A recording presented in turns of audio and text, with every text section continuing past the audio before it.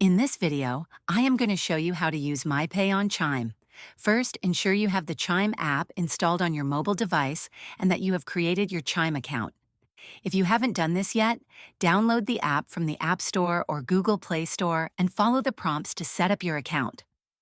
Once you're logged into the Chime app, navigate to the MyPay section. This feature allows you to set up direct deposits and manage your payment preferences. To get started, click on Direct Deposit, and you'll find the information you need to set up your deposits, including your Chime account number and routing number. If you want to receive payments from your employer or other sources, provide them with your Chime account details. Most employers allow you to enter your bank details for direct deposit, making it convenient to receive your paycheck directly into your Chime account.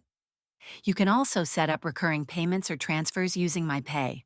To do this, go to the Transfer section in the app, select the amount you want to transfer, and choose the account you want to transfer from. This feature makes it easy to manage your finances and ensure that your payments are timely. To keep track of your transactions, regularly check the Activity section in the app. This will show you all incoming and outgoing transactions, allowing you to monitor your balance and ensure everything is accurate. If this video helped you, please like and subscribe to the channel.